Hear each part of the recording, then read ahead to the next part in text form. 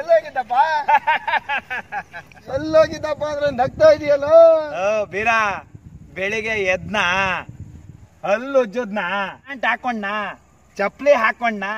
ಬೀರಾ ಇವತ್ತು ಹೋಟೆಲ್ವೇನಾ ನಿಂಗ್ ಗೊತ್ತಿಲ್ವೇನಾ? ಹೌದು, ನಾನು ಹೋಗಿ ಓಟಕ್ ಬಂದಲ್ಲ. ಅದೇನಮ್ಮ ಅರ್ಧ ಗಂಟೆ ಕೆಲ್ಸ. ನೋಡು ಬೀರಾ ಬೆಳಿಗ್ಗೆ ಎದ್ನ ಹಲ್ಲು ಉಜ್ಜದ್ನ. ಅದೆಲ್ಲ ಬೇಡ ಇವಾಗ. ಓಟ್ ಹಾಕಕ್ಕೆ ಇಷ್ಟ ಲೇಟ್ ಯಾಕೆ ಹೇಳು? ಪ್ಯಾಂಟ್ ಹಾಕೊಂಡ ಚಪ್ಲಿ ಹಾಕೊಂಡ. ನಾರಾಯಣ ಬಂದ ಇರೋ. ಬೀರಾ ಇರಪ್ಪ. ಯಾಕೆ? ನಾರಾಯಣನ ಹತ್ರ ಸ್ವಲ್ಪ ಕೆಲ್ಸ ಇದೆ ಕಣ, ಸ್ವಲ್ಪ ಬರ್ತೀನಿ ಇರೋ. ಬೀರಾ ಅವೆಲ್ಲ ನಡಿಯಕ್ಕಿಲ್ಲಪ್ಪ. ನೀನೇ ತಾನೇ ನನ್ನ ಕರೆದಿದ್ದು. ನಾನ್ ಹೇಳೋದನ್ನ ಪೂರ್ತಿ ಕೇಳಿಸ್ಕೊಂಡು ಹೋಗ್ಬೇಕಷ್ಟೇ. ಯಾಕಪ್ಪ ಈ ಶನಿನ್ ಮಾತಾಡಿಸ್ದೆ? ಬಾ ದಾರಿಗೆ ಚಪ್ಲಿ ಹಾಕೊಂಡ ನೇರವಾಗಿ ಎಲ್ಲೋಗಿದ್ದೆ ಅಷ್ಟೇ ಹೇಳ ಸಾಕು. ಇಲ್ಲ ಅಂದ್ರೆ ಟಾರ್ಚರ್ ಕೊಡ್ತಾ ಇದ್ದಾರೆ ಅಂತ ಕಂಪ್ಲೇಂಟ್ ಕೊಟ್ಬಿಡ್ತೀನಿ. ಓಟ್ ಹಾಕಕ್ ಹೋಗಿದೆ ಕಣ ಬೀರಲ್ಲ. ಹಬ್ಬ ಅಂತೂ ಹೇಳ್ದಲ್ಲ. ಸರಿ ನಾ ಬರ್ತೀನಿ ಕಣ. ಇರ ಓಟ್ ಹಾಕಿದೆ ಹೆಂಗೆ ಅಂತ ಕೇಳ್ಕೊಂಡು ಹೋಗೋ. ಅದನ್ನೇನಪ್ಪ ಕೇಳೋದು? ಏನು? ನಮ್ಮ ದೇಶ ಈ ಪ್ರಪಂಚದ ಅತಿ ದೊಡ್ಡ ಪ್ರಜಾಪ್ರಭುತ್ವ ದೇಶ. ಈ ದೇಶದ ಒಂದು ಓಟಿನ ಬೆಲೆ ಗೊತ್ತಿದ್ಯಾ ಬೀರಾ ನಿನ್ಗೆ? ಏನಪ್ಪ ಇದು ದೇಶಭಕ್ತಿ ಉಕ್ಕಿ ಉಕ್ಕಿ ಹರಿತಾ ಇದೆ. ನೀರೇ ಹೇಳಪ್ಪ ದೊಡ್ಡ ಮನ್ಸ. ಕುದುರೆ ಪಕ್ಷದವರು 5,000, ನಾಯಿ ಪಕ್ಷದವರು 2,000, ಕೋತಿ ಪಕ್ಷದವರು 1,000, ಅದೇ ರೀತಿ ಕತ್ತೆ ಪಕ್ಷದವರು 500. ಇಷ್ಟೊಂದು ದುಡ್ಡು ತಗೊಂಡಿಯಾ? ನಮ್ ರಸ್ತೆ ದುಡ್ಡು, ನಮ್ ಸೇತುವೆ ದುಡ್ಡು, ನಮ್ ಅಬಕಾರಿ ದುಡ್ಡು, ನಾವು ಕಟ್ಟಿರೋ ಫೈನ್ ದುಡ್ಡು ಎಲ್ಲ 5 ವರ್ಷಕ್ಕೊಂದ್ಸಲ ರಿಟರ್ನ್ ಬರುತ್ತೆ ಬೀರಾ. ಇದೊಂಥರ ಮನಿ ಬ್ಯಾಕ್ ಪಾಲಿಸಿ ಇದ್ದಂಗೆ. Money back policy. ರಾಮು, ದುಡ್ಡು ತಗೊಂಡು ಓಟ್ ಹಾಕೋದು ತಪ್ಪಲ್ವೇನೋ? ಬೀರಾ ನಂದೇನು ತಪ್ಪಿಲ್ಲ. ನಾನು 30 ವರ್ಷದಿಂದ ಓಟ್ ಹಾಕ್ತಾ ಇದ್ದೀನಿ. ಹಿಂದೆ ಯಾರು ದುಡ್ಡು ಕೊಡ್ತಿರ್ಲಿಲ್ಲ. ಅವಾಗೆಲ್ಲ ನಾವು ಓಟ್ ಹಾಕಿಲ್ವಾ? ಸರಿನಪ್ಪ. ನಾವು ದುಡ್ಡು ತಗೊಳ್ದೇನೆ ಓಟ್ ಹಾಕ್ತಾಗ ನಮ್ ತೆರಿಗೆ ದುಡ್ಡನ್ನ ಇವ್ರು ತಿಂದಿಲ್ವಾ? ಎಲ್ಲಾ ಡಿಪಾರ್ಟ್ಮೆಂಟ್ ಅಲ್ಲೂ ತಿಂದವ್ರೆ. ನಾವು ದುಡ್ಡು ತಗೊಂಡ್ರು ತಿಂತಾರೆ, ತಗೊಳ್ದೆ ಇದ್ರೂ ತಿಂತಾರೆ. ಏನೇ ಆಗ್ಲಿ ದುಡ್ಡು ತಗೊಂಡು ನೀನು ತಪ್ಪು ಮಾಡಿದ್ಯಾ. ಅಲ್ಲ ರಾಮು, ಅಷ್ಟೊಂದು ದುಡ್ಡು ತಗೊಂಡು ನೀನ್ ಯಾರಿಗ ಓಟ್ ಹಾಕ್ತಪ್ಪ? ನೋಡು ಬೀರಾ, ನಾನು ನಿಯತ್ತಿನ ಮನುಷ್ಯ. ನಮ್ಮ ವಂಶದಲ್ಲಿ ಇದುವರೆಗೂ ಯಾರಿಗೂ ಮೋಸ ಮಾಡಿಲ್ಲ, ಮೋಸ ಮಾಡೋದು ಇಲ್ಲ.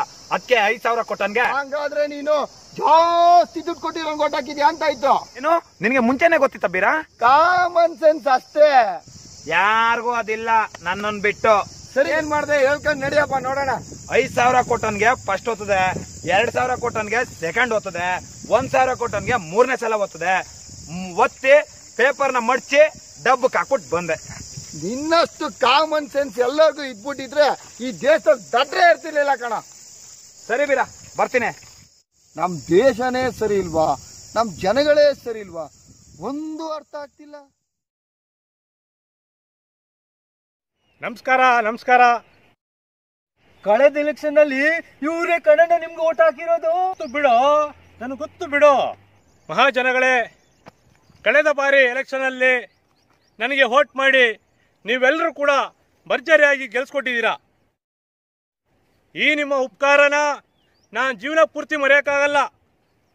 ಹಾಗಾಗಿ ಇದು ನನ್ನ ಕೊನೆಯ ಎಲೆಕ್ಷನ್. ದಯವಿಟ್ಟು ಎಲ್ಲರೂ ಕೂಡ ನನಗೆ ವೋಟ್ ಮಾಡಿ ಗೆಲ್ಸ್ಕೊಡ್ಬೇಕು ಅಂತ ಈ ಮೂಲಕ ತಮ್ಮಲ್ಲಿ ಕೇಳ್ಕೊತಾ ಇದ್ದೀನಿ. ಸ್ವಾಮಿ, ಕಳೆದ ಎಲೆಕ್ಷನ್ ಆದ್ಮೇಲೆ ಇವತ್ತೇ ಬಂದಿರೋದು ನೀವು? ನೋಡ್ರಪ್ಪ, ಅಣ್ಣವರು ರಾಜಧಾನಿಯಲ್ಲಿ ಬಿಜಿ ಆಗವ್ರೆ. ಅವ್ರ ದಿನ ಫಾರಿನ್ ಅವರನ್ನ ಭೇಟಿ ಆಗ್ಬೇಕು.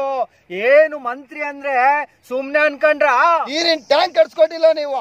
ರೇ ಸ್ವಾಮಿ, ನಮ್ಮ ಊರಿಗೆ ಇನ್ನೂ ಒಂದ್ ಸರಿಯಾಗಿ ರಸ್ತೆ ಮಾಡಕ್ ಆಗಿಲ್ಲ ನಿಮ್ ಕೈಲಿ. ಅಲ್ಲಲ್ಲ, ಯಾರಪ್ಪ ಹೇಳಿದ್ದು?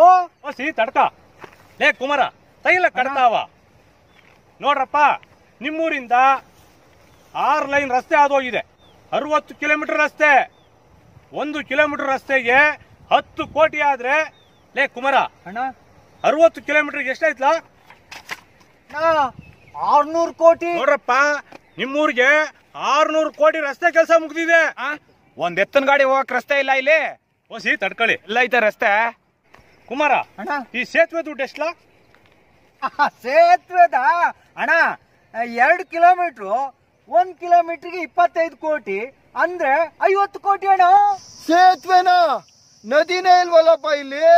ಬೋರಣ್ಣ, ಏನ ನೀನು ದಡ್ನಂಗ್ ಮಾತಾಡ್ತೀಯ? ದೊಡ್ಡ ಕೋಪಲಿಂದ ಚೆಕ್ ಕೋಪಲಿಗೆ ಹೋಗಕ್ಕೆ 2 ಕಿಲೋಮೀಟರ್ ಸೇತುವೆ ಕೆಲಸ ಮುಗ್ದದೆ. 2 ಕೆರೆನ ಕಟ್ಸ್ಕೊಟ್ಟಿದ್ದೀನಿ ಅಣ್ಣ. 2 ಕೋಟಿ. ಕುಮಾರ, ಬೆಳಿಗ್ಗೆ ಚೊಂಬಿಡ್ಕೊಂಡು ಹೋಗಕ್ಕೆ ಕೆರೆನೇ ಇಲ್ಲ, ಎಲ್ಲಿ ಕಟ್ಸಿದ್ಯಪ್ಪ ಕೆರೆನ? 10,000 ಟಾಯ್ಲೆಟ್ ಕಟ್ಸ್ಕೊಟ್ಟಿದ್ದೀನಿ ಅಣ್ಣ. ಆ ಟಾಯ್ಲೆಟ್ ಇದು 15 ಕೋಟಿ. ಇದೆಲ್ಲ ಸುಳ್ಳು. ಕುಮಾರ, ಅಣ್ಣ ಇವೆಲ್ಲ ಸೇರಿ ಎಷ್ಟಾಯ್ತಲ್ಲ ಒಟ್ಟಿಗೆ? ಅಣ್ಣ ಅದು 601, 51, 25, 2 667 ಕೋಟಿ ಅಣ್ಣ. ಹಾ, ಏನಾಯ್ತಪ್ಪ? ಏನಾಗಿಲ್ಲಪ್ಪ. ಇನ್ ಸ್ವಲ್ಪ ಹೊತ್ತು ನಿಮ್ ಕತೆ ಕೇಳ್ತಾ ಕೂತ್ಕೊಂಡ್ರೆ ಹಾರ್ಟ್ ಫೇಲ್ಯೂರ್ ಗ್ಯಾರಂಟಿ. ರಾಮು, ಕಳೆದ ಎಲೆಕ್ಷನ್ ಅಲ್ಲಿ ನಿನಗೆ ದುಡ್ಡು ಎಷ್ಟಪ್ಪ ಕೊಟ್ಟಿದ್ದಾನು? ಅಣ್ಣ 5,000 ಅಣ್ಣ.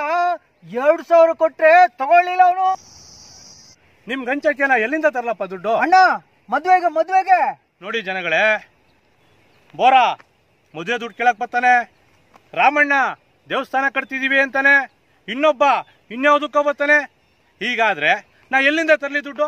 ಇದು ಸರಿನಾ? ಕುಮಾರ, ಜನಗಳಿಗೆ ಎಲ್ಲಾ ವಿಷಯನೂ ಹೇಳ್ಬಿಟ್ಟು ಬಾ ನೀನು. ಆಯ್ತಣ್ಣ. ಓಕೆ. ಜನಗಳೇ, ನೀವು ಮತದಾನ ಮಾಡುವಾಗ ದುಡ್ಡಿಲ್ದೆ ಮತದಾನ ಮಾಡಿ. ಅವರೇನಾದ್ರೂ ಗೆದ್ದು ಬಂದು ಕೆಲಸ ಮಾಡಿಲ್ಲ ಅಂದ್ರೆ ಕೊಳ್ಳ ಪಟ್ಟಿ ಹಿಡಿದು ಕೇಳಿ. ಇದು ನಿಜವಾದ ಪ್ರಜಾಪ್ರಭುತ್ವ. ಕಂಡರ್ ದುಡ್ಡಲ್ಲಿ ನಾವು ಮನೆ ನೆಡ್ಸಲ್ಲ.